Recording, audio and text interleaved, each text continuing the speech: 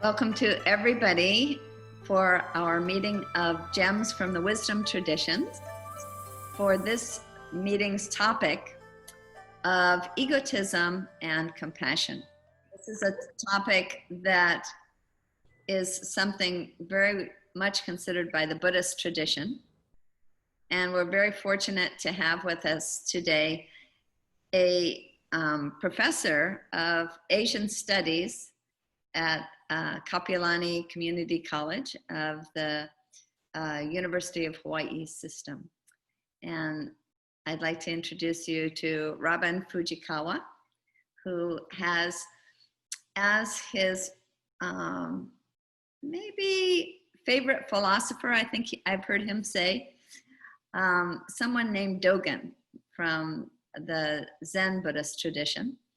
And so he's primarily, I think, going to speak from that perspective as he's giving us a little introduction and to get us on our way to talking about egotism and compassion. So I give it to you, Rob, and thank you so much for being here.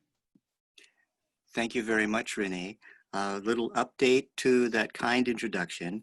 I have retired, and what I'll be saying today will hopefully not necessarily be faithful only to Dōgen. In other words, what I say is not intended necessarily to be what Dōgen said or would say, but it is from that tradition that I will be speaking, yes. So let me begin with a little bit of what I intend to present to you today. Since you're all kindred spirits, I was hoping to give you something helpful that can help you organize some of your thoughts. And then with that organization, it's a kind of principle that I'll be presenting. With that, there are certain kinds of controversial implications that I'll mention. And perhaps that can help you with the conversation that follows these few minutes that I'll be talking. I intend to speak for maybe 5 minutes or so. So let me begin with saying that since we have so many conflicting ideas when we prioritize our ego needs with our altruistic actions, there might be a helpful principle to use or to test or experiment with in your own experience.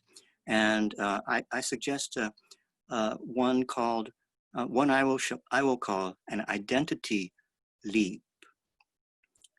To begin to explain what I mean by an identity leap, let me ask us all to do the following, kind of an experiment using our own experience, and that will be to exhale together.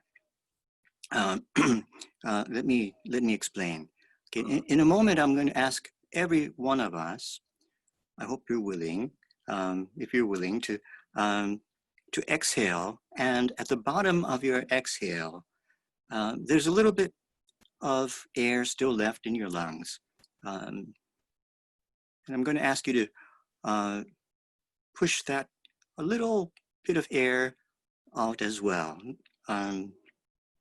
Nothing really strenuous is necessary, but I'm going to ask you to exhale and then exhale thoroughly, and then we'll see what happens. You'll be able to breathe, right? Anytime once we exhale together. So let's do that now, please. We'll exhale together.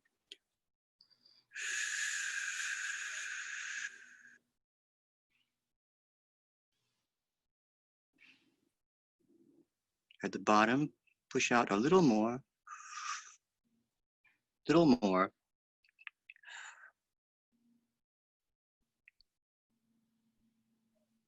Okay, breathe.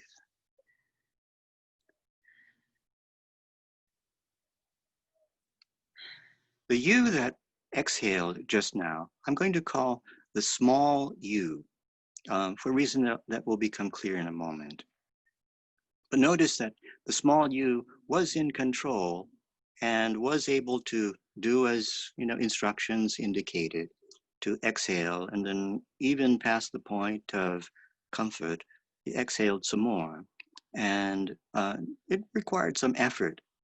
The you, the self that expended that effort, is, I'm going to say, the small self or the small you. Let's do the same thing one more time, shall we? This time, at the bottom of your exhale, I'd like you to hold that position for a few seconds. All right, let's do that again. Let's exhale thoroughly.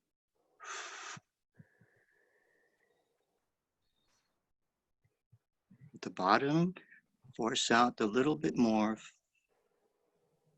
little more.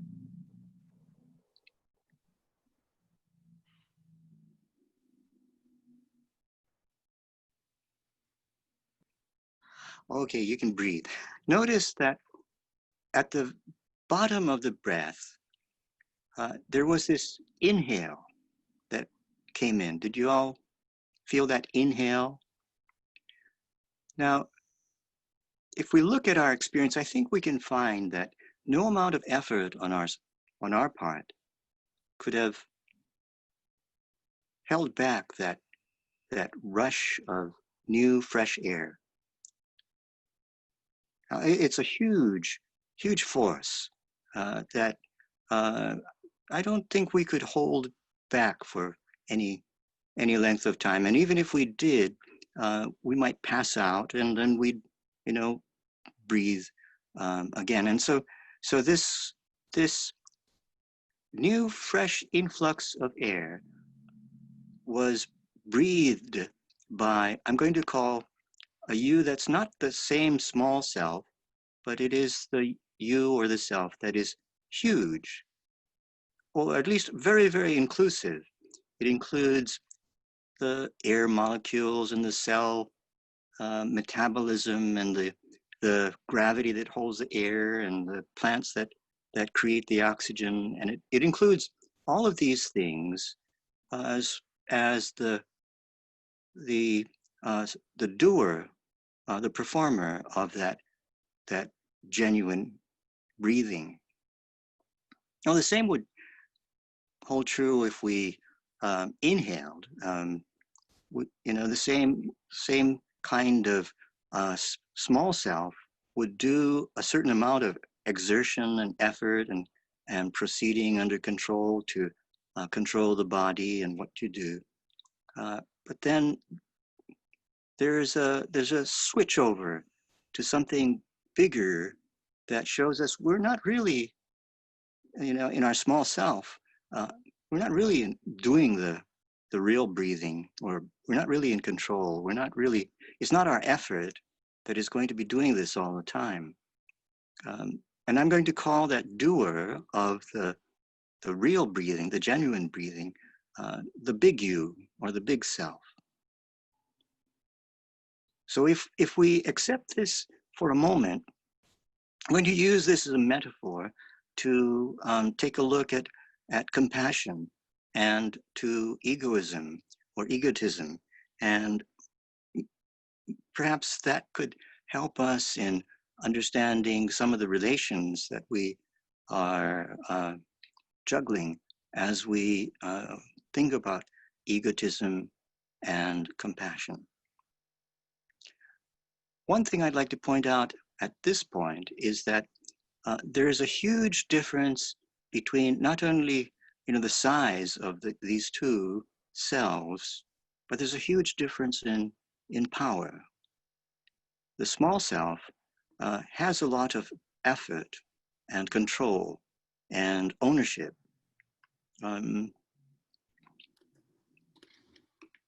But in terms of power, compared to that of the big self, it's very, very small. So there's a huge difference in this power.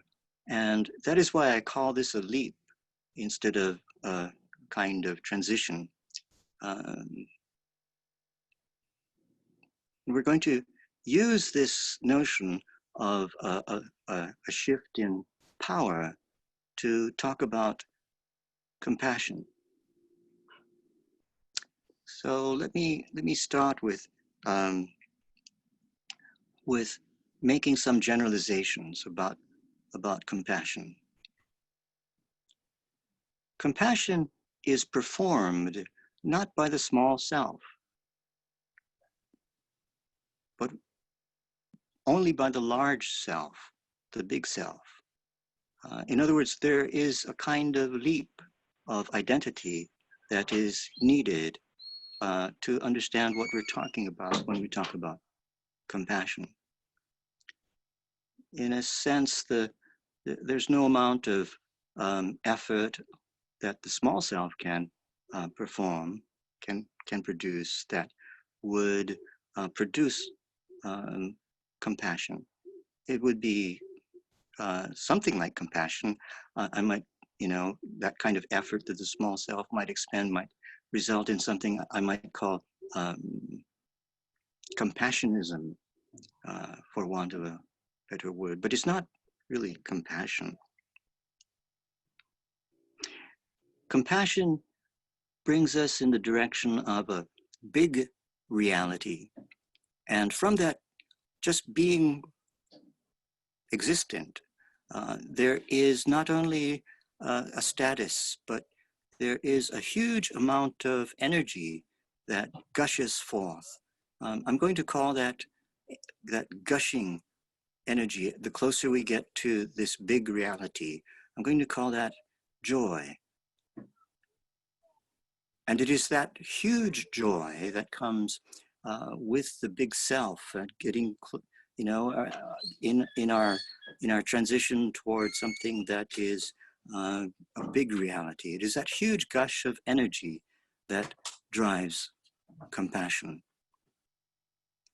Compassion is not driven by the comparative mind of the small self that compares to what I want, or compares to others, or compares me.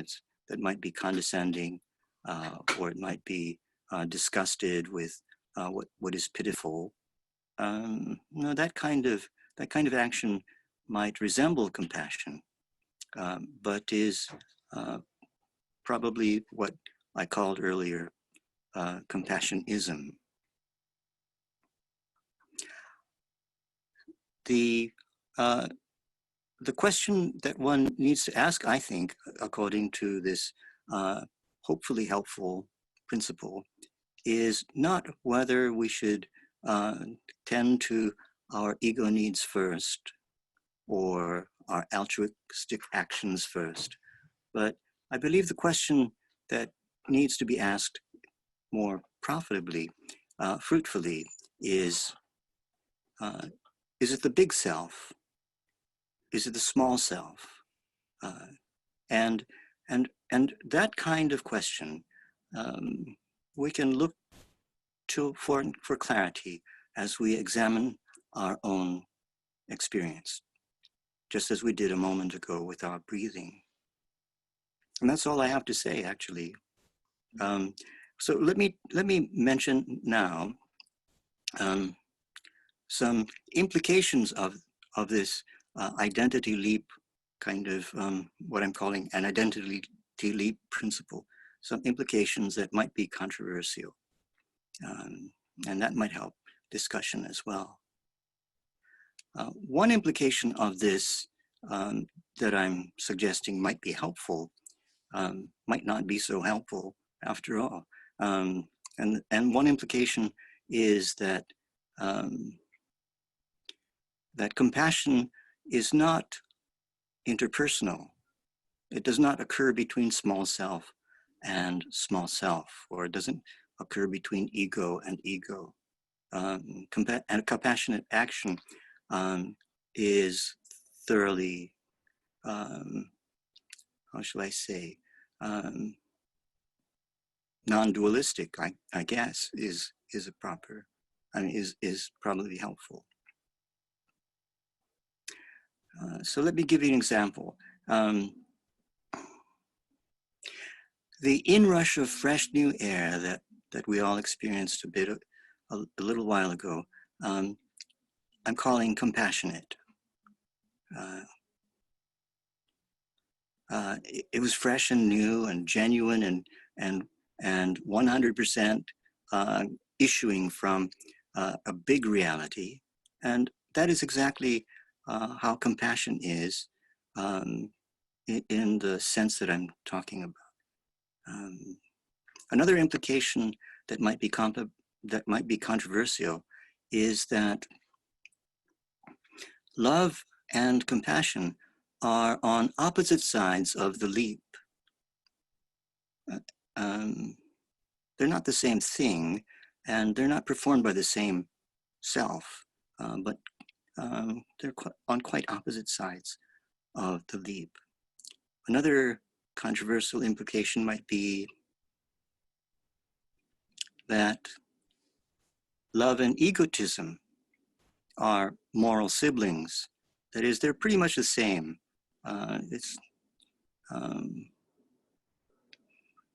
As far as genuineness is concerned, they just differ in terms of who gets the love. But they're both quite dualistic. Let me think of another implication that might be controversial. Well, another implication might be that there are besides the leap from small to big, there might be other leaps involved here. And that I'd like you to experiment and examine in your own experience. Let me suggest some, though. Instead of just from small to big self, consider going from big to small self. And this is where Dōgen specialized in, I might add. Another is perhaps instead of just two, small and big, there are other selves or other leaps that may be discovered as we follow these in our own practice.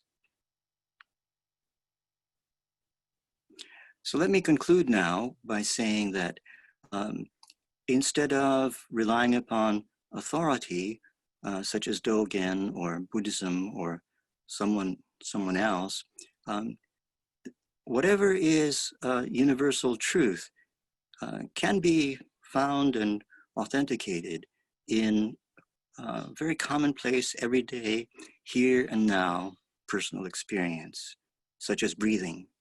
And with that as a start, my recommendation is to follow that, and you will not only have insights into the application of compassion, but you'll have other discoveries about other leaps as well. So thank you. Let me now turn attention back to Renee, as I'm sure she wants others to have their say. Wow, Robin, I thank you so much. That was really a beautifully presented framework for us to consider this topic from. I'd like to actually ask you to give us, maybe from your personal experience or from the experience that you know of, even in Dōgen's life, of such a leap being made, since you did mention that any truth can be tested in daily life. So yes, okay. Because there must be something really compelling about this, you know, in the terms of the way you've lived your life, that draws you to it. Mm-hmm. Okay, let me start with two fairly perhaps trivial seeming instances of this leap. One is the leap from small to big in breathing. Okay, just to repeat that, we do it all the time and think nothing of it. Um, and and yet, I think that by examining that, we can and using that as a metaphor, we can recognize others as well. For example, we were all born, and in that being born, uh, there's no dualism. There's no world to be born into, and there's no me, and there's no separation between good and bad, and what I like and what I don't like, and such. And so that I'm going to use as my second example for purposes of illustration of this, what I'm calling an identity leap. So, and then let me give you another example that kind of goes on the limb a little bit. Listening to music. We've all heard music in a dualistic way, like elevator music. There's music outside, and there's me inside, and I am doing the listening to this external thing called music. And then somehow along the way, there's a shift in which no longer am I listening to this other thing called music, but there is a universal rhythm and beat and momentum that becomes all-encompassing, and our feet begin to move, and we sway, and pretty soon there's something else that is going on here that I'm going to call at this point the same thing as the big self that was performing the fresh new breath of air. Mm-hmm. Okay, let me stop there for a moment, Renee. Three kind of examples. I could go on with more, but let me stop there, and so that I don't just explain my words. So back to you, Renee. Oh, all right. Oh, great. A lot of times when we think of compassion, we think of it as happening between people. And you mentioned big self to big self, I think. And at least you said that it can't be small self to small self. Yes, yes. In our Still and Moving Center Almanac, we have quotes for every day, and this is the week of Egotism and Compassion. And we have a quote from an American Buddhist nun in the Tibetan tradition, Pema Chodron. Mm-hmm. Mm-hmm. She says that compassion is not a relationship between the healer and the wounded. Only when we know our own darkness well can we be present with the darkness of others. Compassion becomes real when we recognize our shared humanity. To you, does it sound as though she's making that leap? Yes, yes. Good. Right. Yes. If you approach compassion as she does, from the standpoint of something that is big, universal, all-encompassing, that's good. It's not between small ego and small ego. There's no higher or lower. There's no sense of comparison to how things ought to be versus how things are. And as a result, what I think she's talking about is something that comes from a bigger self, in the terms of to use the words that I'm using in this context. So Yes, in answer to your question, I think that she is saying pretty much the same thing.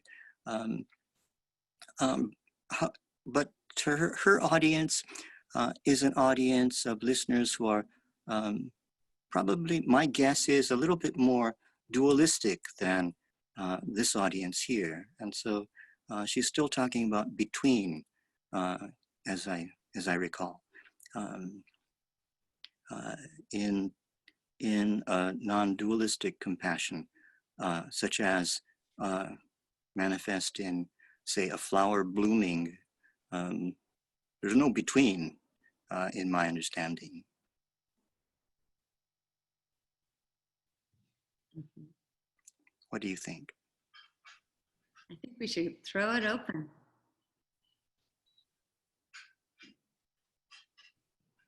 Anybody? Oh, I'll just jump right in. I somewhere in that, because I'm a dancer at heart, I think of moments when I disappear and there's just dance. And it reminded me that I've heard somewhere along the way, and actually just found it, a poem by Dr. Anthony Theodore, and it's fairly short. Forget the dancer, kill ego, go to the core of ego, become humble, break the ego, and then you can become the dance. The dancer becomes the dance. Call it a prayer, meditation, contemplation, whatever. The dancer becomes the dance. That's what was brought to mind as that leap from me, the dancer, to just dance being present. I don't know if that's along the lines that we're thinking. That's where I went. Oh, may I jump in now? Okay.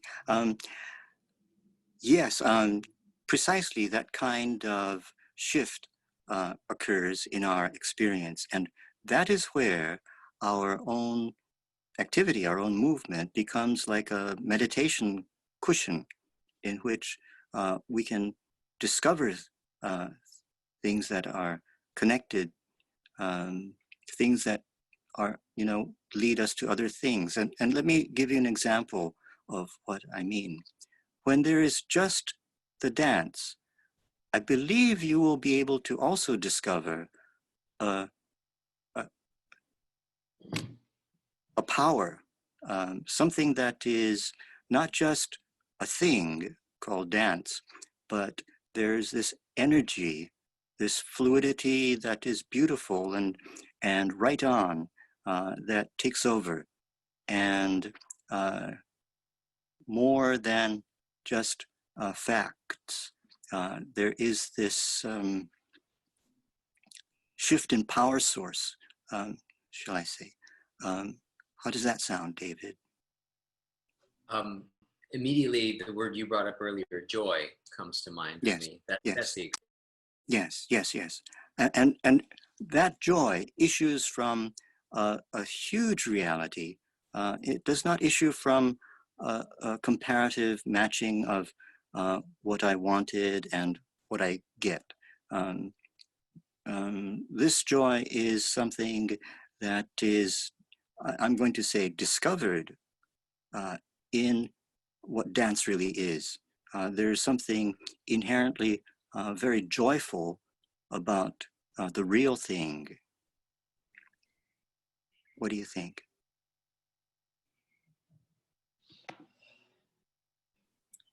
My personal experience of that kind of universal joy that I experience when I dance, and I have this enormous sense of expansiveness.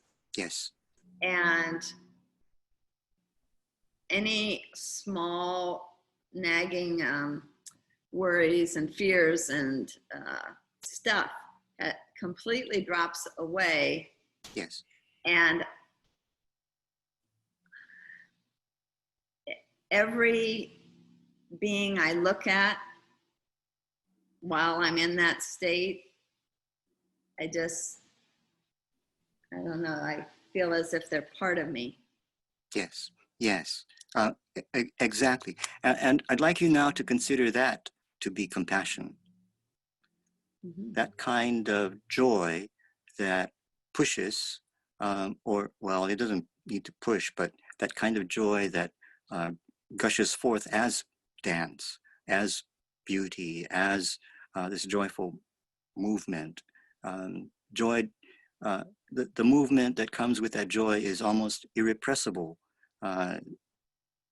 There's something that must move when there's that joy. And that is how I'm talking about compassion. It's non-dualistic. And I also experience a greater ability to identify with suffering.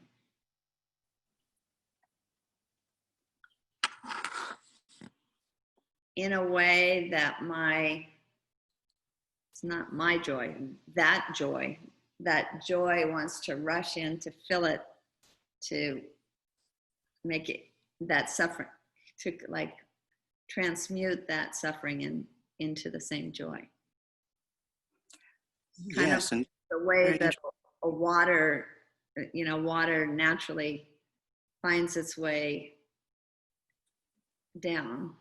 It's like that joy seeks to fill what it can. and that's a good way of talking, I think, about compassion. Far away from exertion of effort and trying to move in the way that you're supposed to move. That kind of rightness and beauty that issues from joy is without question what needs to be done. There's no stopping it.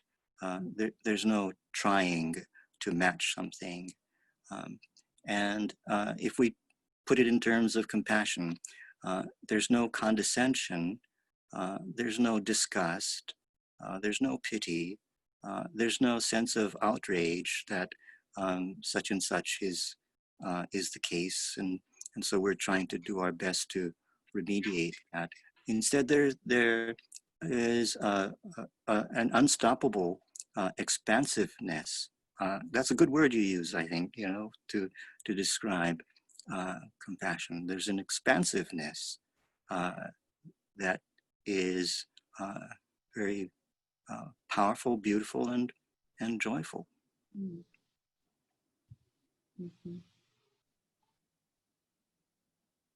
Anybody else?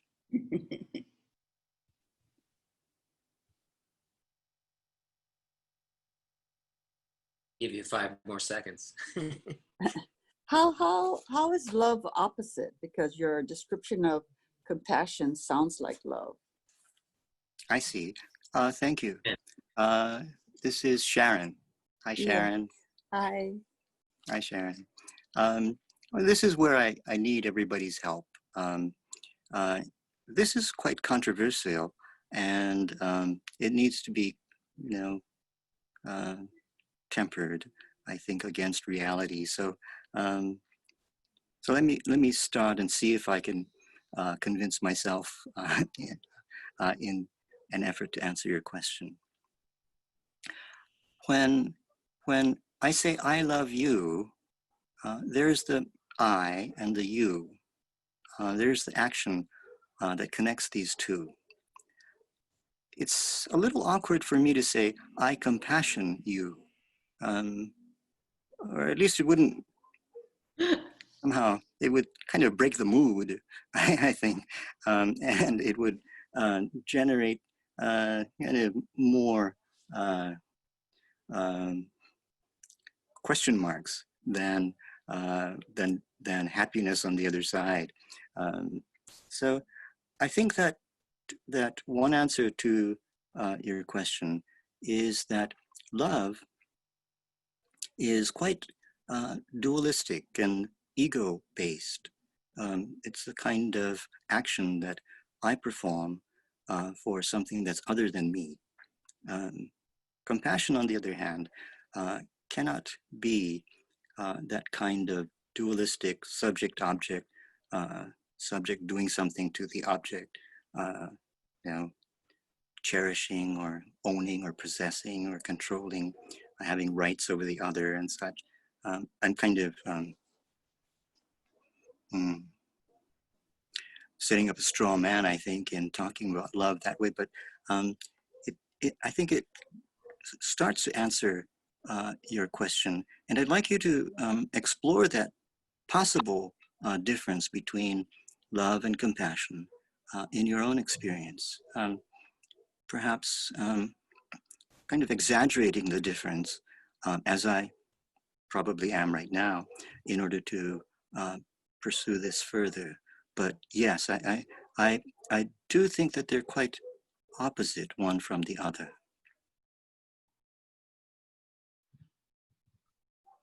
From my personal experience, that place we were talking about in the big self, to me, that is real love or true love. I think some people call it agape love. It's a selfless kind of a love. Good. So the problem with that word love, that it can span a spectrum. But having been in that place, the little love is a little more like passion, as opposed to what I call love, as the experience of this oneness. I think compassion derives as almost like a droplet from this bigger sense of love or connection. That's good. That's good. Agape, I think, is very helpful, I think, in this discussion, as agape, as I understand it, is unconditional. There's no strings, as love often, bears. Agape is, in my mind, I like to think of as a non-dualistic, as well as unconditional love. And in that sense, that's what I'm trying to get at. There is a shift going from one kind of love, one kind of droplet, to something huge like an ocean that has no ownership or no strings attached or no control or no effort. And so that shift that you found in your own experience is wonderful. In terms of what I'm presenting today, that is where one's own practice examines and illuminates something that is universal.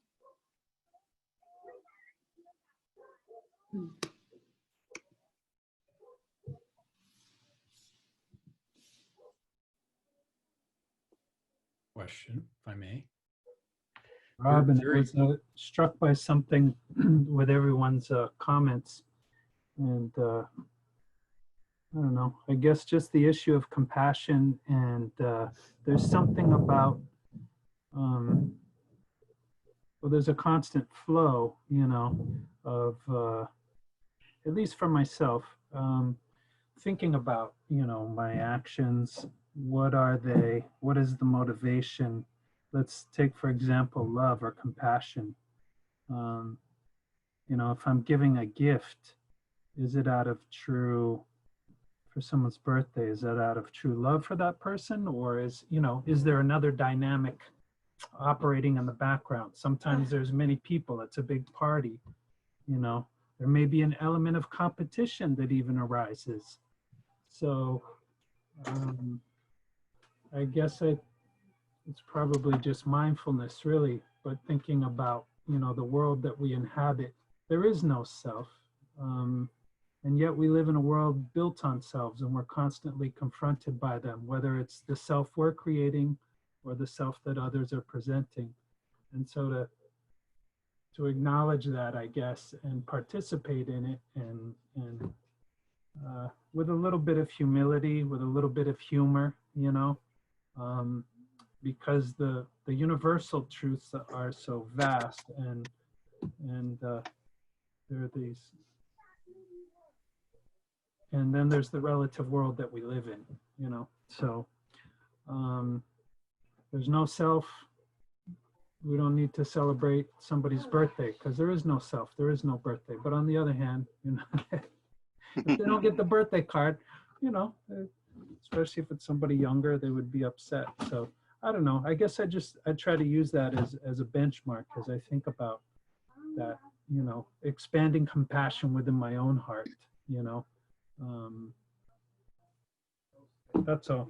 Just came across my mind. Okay, can I jump in? And is your name Matt? Yes.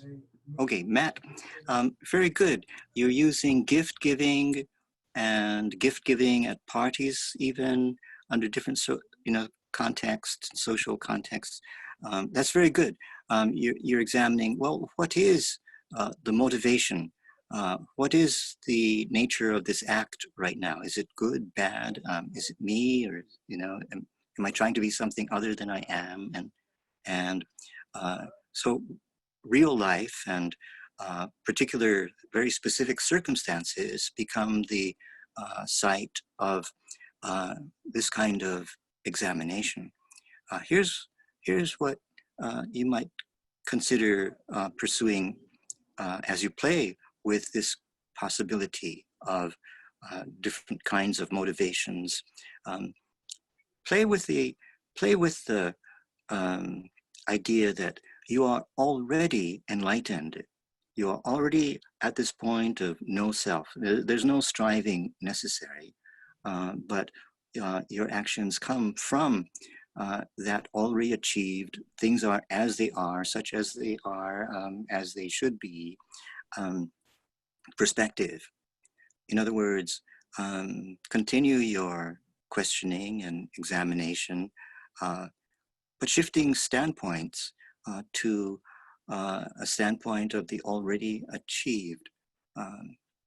In that kind of shift, you might glimpse, or it might be very clear that there is a motivation there to be found that cannot be stopped. This huge power. And you can let it come, you know, just as you let that fresh new rush of air just come, you know? And in that, you might discover, there is this other kind of motivation beyond social status, beyond, you know, acceptance, and these things that one might call ulterior motives or so. There's a huge motivation that powers everything. Perhaps that kind of self-examination, let's say, is a kind of clarity or clearing of things, much as might occur on a meditation cushion. So I would say, very good, Matt. But don't stop there. Just, you know, carry on, and this might lead you to great discoveries instead of stopping too early with despair or frustration or, you know, lack of answers. So I would say, you're doing the right kind of thinking as far as I can see, and that kind of thinking will definitely lead to more discoveries. Kirk, I think you had something you were going to add here. Yes, well, I was trying to figure out if the question had already been answered.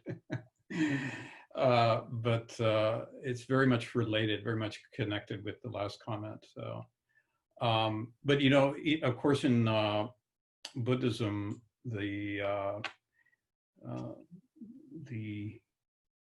Buddha, the great teachers of Buddhism, are often spoken of as having united compassion and wisdom, and as almost like the two wings of a bird, right?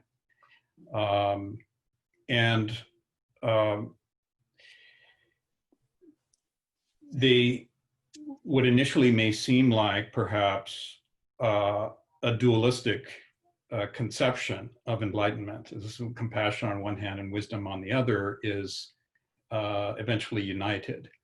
But so my question was, this process you're describing of attunement, which is the way I would put it, I guess, to the larger self, does that naturally lead also to the kind of wisdom that we think of the Buddha having? And that is more like a doctor who has a precise knowledge of exactly what's needed at exactly the right moment for exactly the right person, you know. Is that something that naturally occurs, or is there some other aspect that also needs to be cultivated to develop that kind of wisdom? Let me take David Sanders' example of dance. I think it's fair to say that there is a shift that occurs in dance. One might start with effort and trying and, you know, figuring out what to do with left foot and so forth.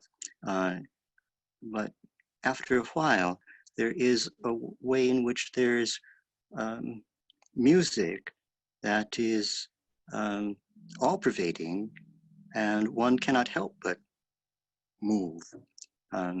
I think of compassion as one form of movement that is quite unstoppable. It is part and parcel of what that kind of impulse that is universal really is.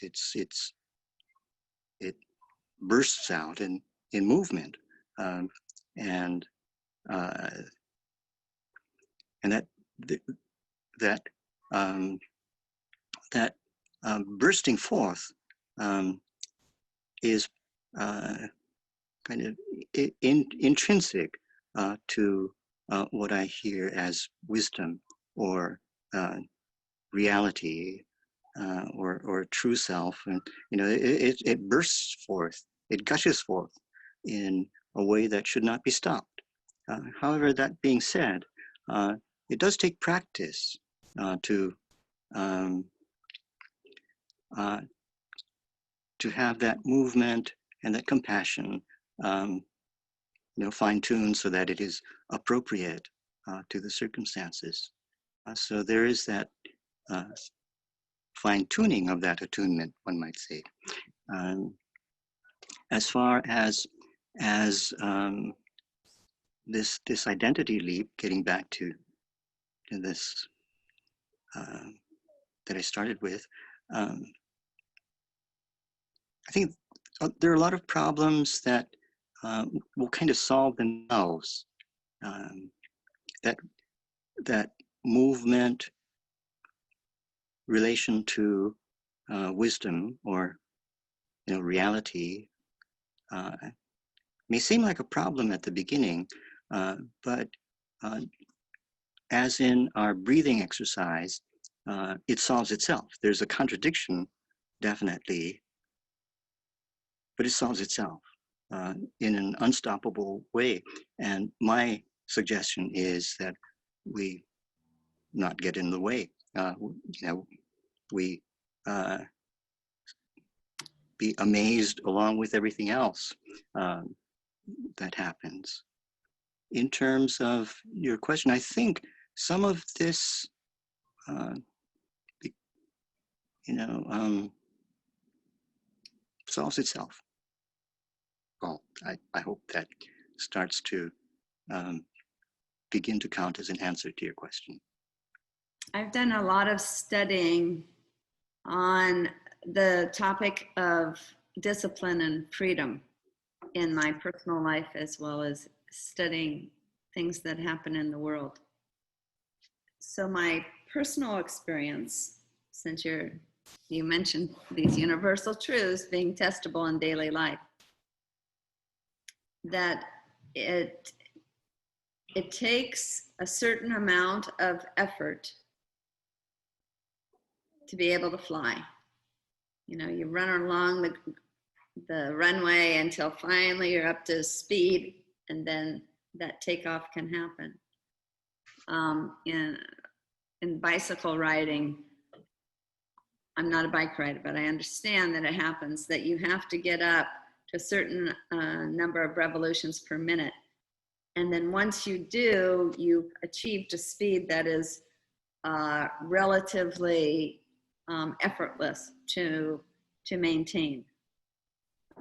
And within the realm of all of the different arts, to achieve the freedom of self-expression so that one can feel as if, you know, the force of life itself can just come onto your canvas or onto your dance floor or into the sound of the concert hall,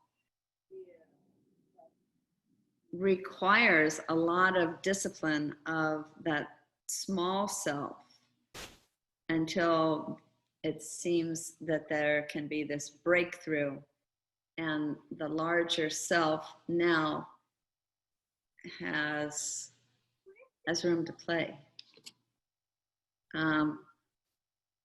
When we're children, little children, it seems as though that large self naturally expresses itself. And yet there's something about being in a human body with human consciousness that it seems as though part of the value of us having these various instruments, I like to think of them as vehicles or instruments that we have, like we have a physical self, we have an emotional self, we have a mental self, and other selves, I think, as well, these different layers. And somehow all of those need to be, to use Kirk's word of attunement, all of these need to be set into a finer and finer vibratory motion until then there's only the one self. It can happen briefly. It seems we can just be drowsing on a hillside and then all of a sudden we can have this grand vision of oneness and so on. However, my experience is to really be someone who is a doer of compassionate action that can truly make a difference in the lives of quote unquote others, takes a lot of disciplining of the small self, seeing past it and disciplining also it to be able to do the work that we need it to do. We can have the greatest motivation in the world, and yet if we have no skill set to use, all we can pass on to another person is this giant goodwill, and that's huge, and that's a good thing. Yet there's something about being able to put that compassion and having the wisdom of knowing how to bring that into the world, into the manifest world. Admitting that, okay, this may not be the ultimate reality, and yet it is what we have to deal with. We do have a shared physical reality, and we can have the sense of humor, I think, that Matt was talking about in dealing with it, and like seeing all of our own personal and physical frailties.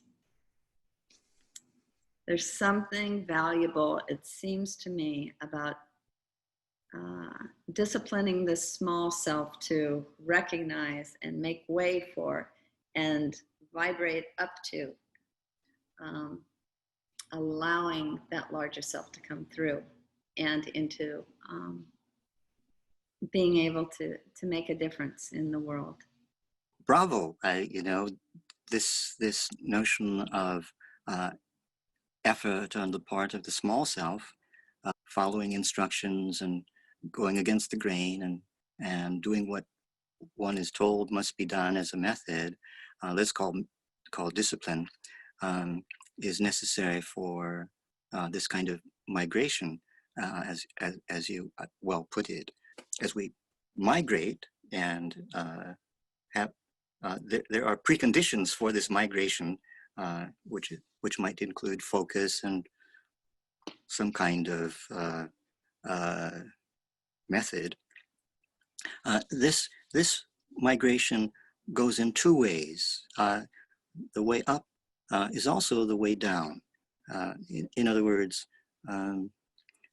what I heard in Kirk's question was also not just how do we get up there, but once we're up there, is there discipline, is there practice, fine-tuning once we are up there?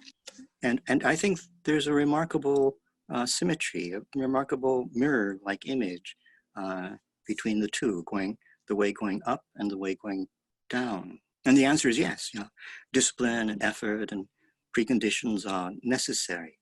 Once we're up there, let's say there's a there and we're there, and everything is one. There's also a need for now what, kind of an answer in terms of how this power and this clarity and this reality is to be presented in very specific, irreplaceable, real life conditions. The same kind of process is needed going up as going down. Let me see if I can introduce another metaphor here of the midwife. The midwife does not actually give birth to the child, but the midwife sets up all these preconditions, and I'm going to say occasions the safe birth by all of these preconditions. The psychology of the mother and the family unit and everything included is part of the magic of the midwife. And once the baby is born, the midwife is forgotten. And I think that's the way that we should do everything. We should, instead of thinking of ourselves as the cause of this action, such as compassion, I think we should be occasioning factors. I occasion this, and then the real thing takes over. And the midwife fades out of the picture, and we can say that the midwife was not important because she didn't really deliver. I mean, she didn't really give birth to the new human being. But in a way, she was an irreplaceable, very necessary factor, and discipline is like that. I believe. It's a necessary precondition, like the midwife's functions. And it doesn't really do it, but it allows something else to really take over and do the real thing. So that the real thing, in this case, alleviation of suffering, the real thing can occur. And similarly, once the real thing occurs, then we can realize that we too need to be midwives. So I like to think about what it is that I try to do in my own life in terms of midwifery, occasioning rather than being the cause or the doer.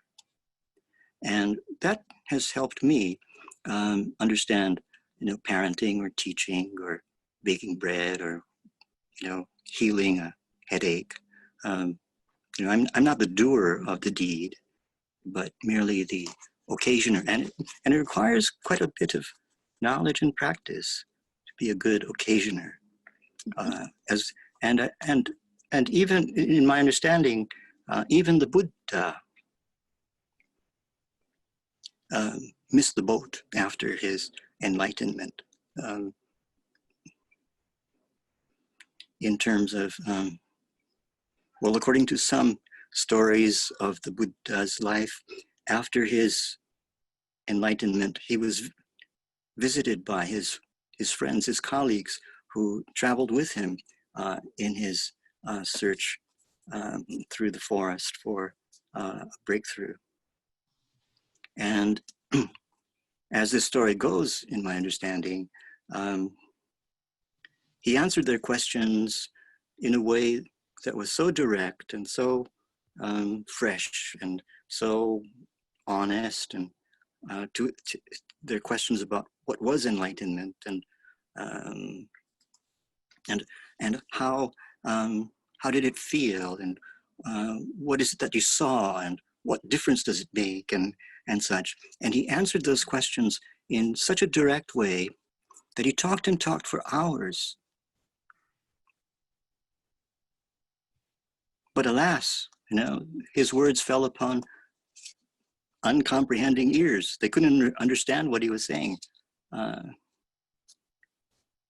he realized that only after hours and hours and hours of answering their questions. And so he went back to his meditation spot and said, oh, but better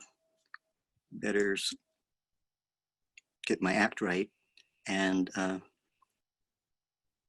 then when the second time, when he got up from his seat of meditation, he knew exactly what to say. And people followed him, and soon that became a huge crowd. And soon he delivered his first sermon. Well, that story says that there was a kind of discipline that the Buddha himself needed in order to traverse that way down, as I'm calling it. That once we're there, how do we make it appropriate and right and fitting for very specific dualistic situations? Now, I hope that begins to help. What do you think? Those are very helpful comments. Yes, thank you very much.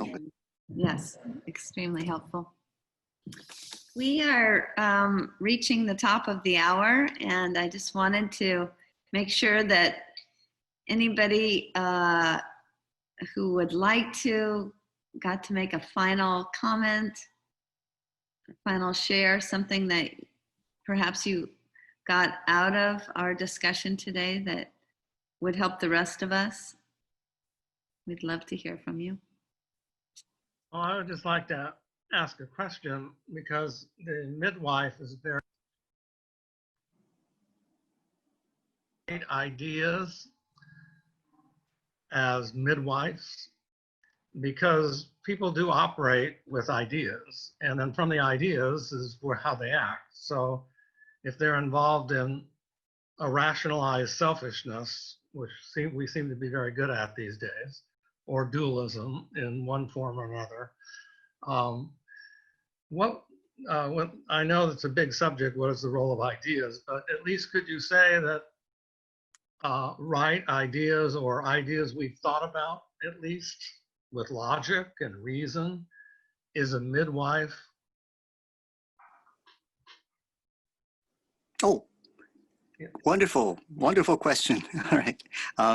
And with that, I'll be able to bring in Dōgen,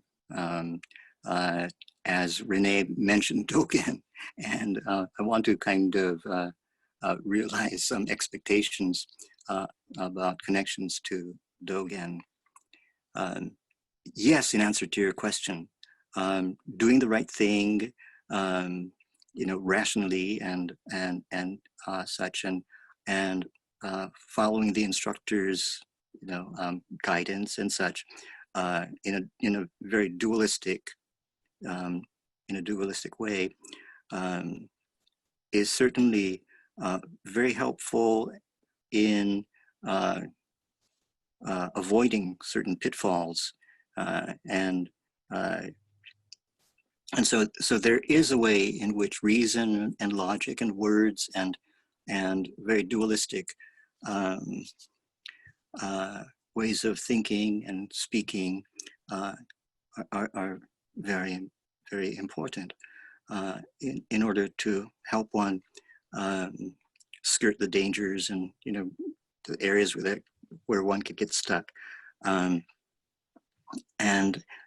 yet the goal is not defined by those preconditions of logic and reason and such, and once we are there, whatever there means, the reverse is also true, that words and logic and reason, having been authenticated by what is really the case, that does the healing or does the dancing or does the compassion, what is really doing it, that experience can generate words that are right on target. I mean, not just on target, but words that are authentic, rather than just borrowed feathers from another bird. So the very things that were obstacles, like logic and reason and concepts and labels and such, become very necessary tools that the teacher uses in class or on the dance floor, that aren't the real thing, but are authenticated and presented in very conceptual, dualistic, rational, logical terms. But these words are very different from the words that are merely borrowed feathers that are passed on. Robin, I want to thank you so much for your inspired use of words with us today, to give us something like a springboard to take that leap, that identity leap into the larger self. You did it brilliantly. Thank you so much. Very enjoyable, Robin. Thanks very much. Oh, thank you. Thank you so much. Mahalo, Robin. Thank you very much. Thank you again, Robin. Aloha, everyone. Aloha. Bye-bye.